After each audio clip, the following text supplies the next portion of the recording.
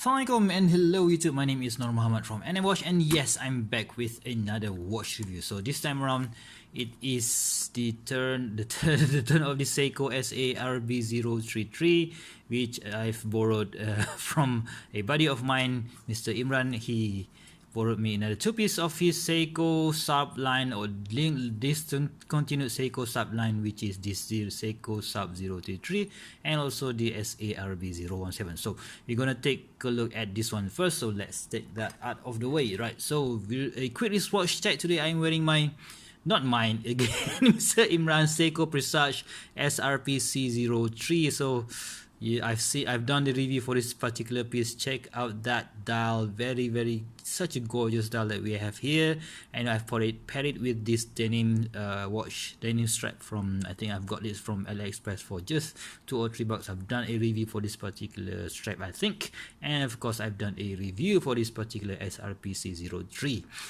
limited edition Seiko Sakura Fubuki. Okay, so let's get back to the watch itself. So this is a discontinued watch from Seiko.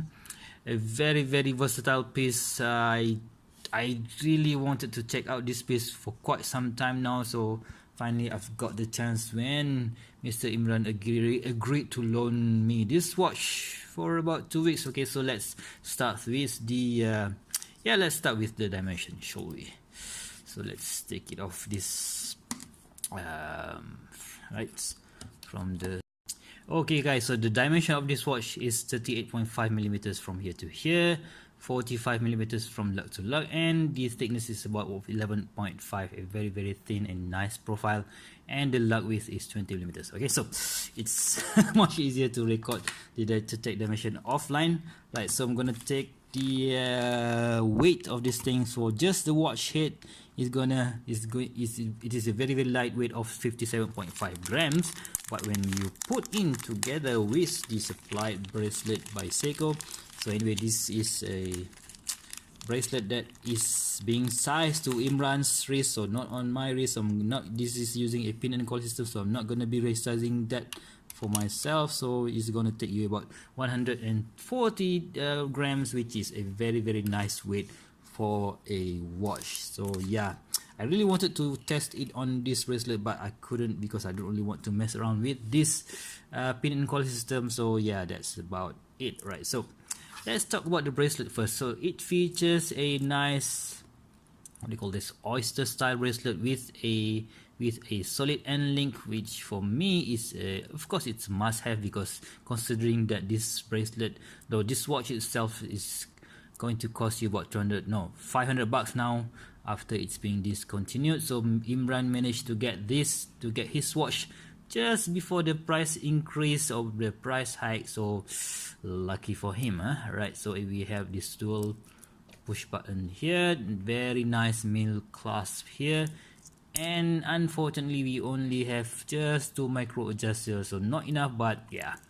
still. So we don't have any half links here, so it's going to be quite tricky if you want to resize this for your own wrist. Alright, so that's that, and let's get back to the watch head itself. So I've been wearing this on NATOs and strap coat and mesh bracelet and all that stuff for quite some time now, and of course because being a black dial watch, so it will suit any color of strap, be it a blue, red, or of course black, or even brown. So it is a very versatile watch, or some say as a strap monster. And yeah, I have to agree, the dial itself is black, which is quite boring, to be completely honest with you. We have this what do you call this, applied indices here. On the 12 o'clock on the middle of the 12 o'clock marker there are 2 stripes, and then on other markers we have this what do you call this, rectangular hour marker there with loom sight here, and we have a date wheel here, and we have a, what do you call this, rectangular metal piece, applied rectangular surrounding all right, on the date wheel over here. And it features a maybe a lacquered. I'm not really sure. Maybe a lacquered black dial. It's basically a glossy dial. So yeah, it's very very nice for a dress watch, but it is also a daily watch. And we have that, what do you call this, a chapter ring here with those minute hand, and also those tiny second hash marks which nobody will ever use especially on this type of watch. And yeah, we have that super cool dolphin style hands, minute, and also the hour hands, and of course that super thin minute hands over there with the counterbalance trapezoid minute hands, second hands. And yeah, it's nice dial, nice black glossy dial, but it's a bit too boring in my opinion. Alright, so of course the movement in here is the Seiko the 6R15 movement with a 50 hours power reserve.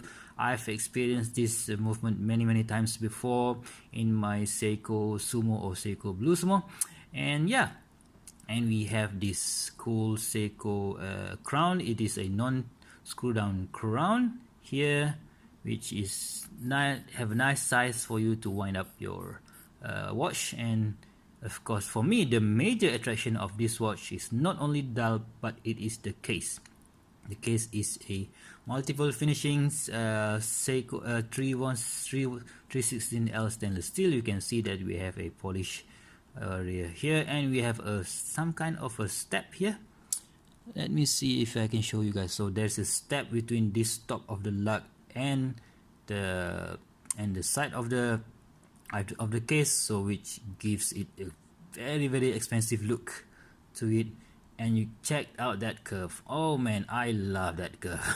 That is such a cool, that curve lux design, which makes it sits closely to your wrist. All right, so yeah, I love that. The lug design of this thing, it oozes quality. No wonder this thing has been sought after so by many of the watch enthusiasts all over the world. Right, so at the back, so we have this Seiko 6R15 movement with 23 jewels. Not really a decorated movement, but yeah, a cool piece, a cool movement nonetheless. And we have inscription or automatic water resistant 10 bar stainless steel. That is the serial number. And we have the 6R15C movement. We have also an anti-magnetic, and of course this is being a JDM model, so it is made in Japan.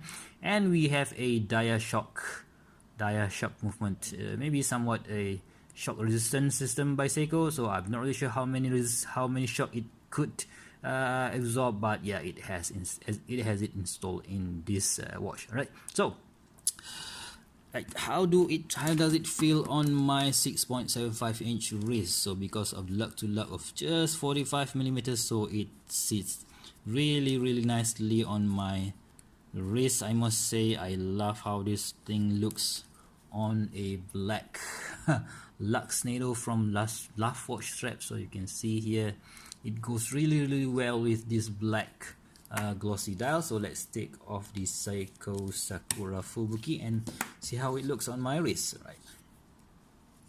Oh, sorry about that, Imran, because it has a dia shock. I'm gonna have to be editing that. Sorry, man. Right, so let's see how it looks on my 6.75 inch wrist. Okay, so check that out. So from this angle, you can see that it sits really nice on my 6.75 inch wrist. Damn, this thing looks gorgeous. But would I buy one at its current price? Ah man, 500 bucks. Nah, 500 bucks. I would rather spend 500 bucks on something Swiss. But if I could get this for its original price for about 300 bucks, yeah, I would definitely go and get one if I could get it at that price. But 500, man, it's a bit too mundane, it's a bit too simple in my opinion. Alright, so anyway, yeah, it's a cool watch. It's a cool watch nonetheless. So if you have just one watch in your collection and you want to use it on you know, for multiple occasions, this is a very versatile watch. So you can you know dress it down like this. I'm doing this with NATO. You can dress it up. You can put a very nice leather strap on it and you use it for, you know, for your dress watch, or you can use it for your daily watch, right? So it suits all occasion. And of course, I forgot to mention that this one has a sapphire crystal, although it doesn't have any sapphire anti-reflective coating. So you can see that in these lights it doesn't really produce a glare that much. All right, so kind of okay. I don't know whether Seiko has any treatment for their sapphire glasses, but they are okay, right? So it's not something like a, you know, I've checked out the Tissot Versatility, and on the black dial version, that one reflects like quite a lot. This one doesn't really have that glare problem. No, it has, but it's not really that bad. But still, it is totally legible in any light condition. Oh, I forgot to mention that it also has some lume, right? So let's see if we can. Yep, you can see that there is a lume there, which makes this a very nice to be considered if you are, you don't want to spend your money on a dive watch and you still want to see your watch during the night. But the lume, yeah, it's there, but it will stay there for about 1 or 2 hours, and it definitely is not as bright as a Seiko Monster or whatsoever. Alright, so what do you think of this watch, guys? If you have this watch in your arsenal of collections, so please go ahead and leave me your user comment. So in the meanwhile, I will be doing the video for this particular piece, so please go please check out my my future video reviews. And yeah, for me it's a cool piece, but I won't get it for the price that it is asking for. I will definitely go and search for something a bit, you know, a bit cheaper, maybe 300. If I can get this for 300 bucks, I will definitely give it a go. And yeah, I think that's all for today. If you like this video, please give me a thumbs up. If you want to see more feature videos such as this, please go ahead and subscribe to my channel, and also don't forget to press the bell button twice so that you won't miss any of my future videos. So until next time, I'll see you soon. Bye bye.